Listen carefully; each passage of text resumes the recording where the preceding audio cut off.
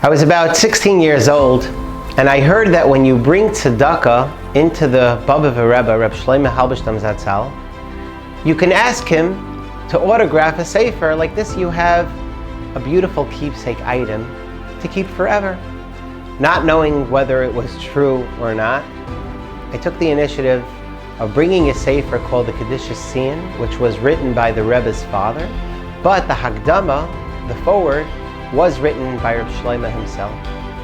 So I walked into the Rebbe's office and I give him the money that I had collected for tzedakah, and I said, Rebbe, can I please ask the Rebbe to autograph my sefer? It would mean that much to me if the Rebbe would autograph it. The Rebbe looks at me, somewhat puzzled, and my immediate reaction was, okay, I guess it's really not the case, but people just told me so and I should have done a better inquiry. But I'm standing there, so I just kept on going with it. And I open up the cover and I say, Rebbe, it would mean so much if you can autograph the cover, the first page.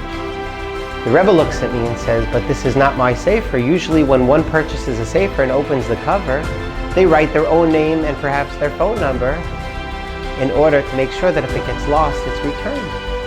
So then I turn to the Rebbe and I say, okay, but the Rebbe wrote the Hagdama.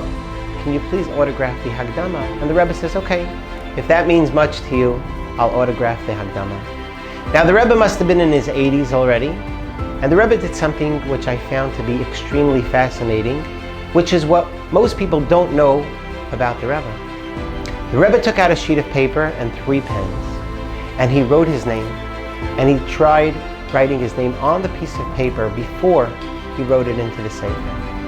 And he turns to me and he says, Shea, this is your sefer.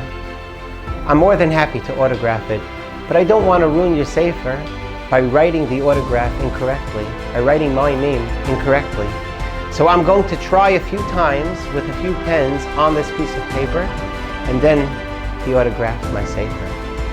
And I found it to be fascinating, because people think of a tzaddik, of what he accomplished or what he said or how he davened. But when a 15 or 16-year-old boy walks into a Rebbe's room and no one else is there, and all the Rebbe can think is, this boy came in with a sefer, I don't want to disappoint him. I don't want to ruin his sefer by writing my autograph, by writing my chasima incorrectly. I thought that showed the godless of a tzaddik. Now that's a true tzaddik, because no one would know. No one was there. This is not the big ticket item for Klal Yisrael. This is only a 16-year-old boy.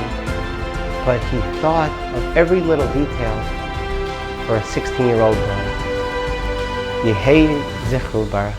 Thank you.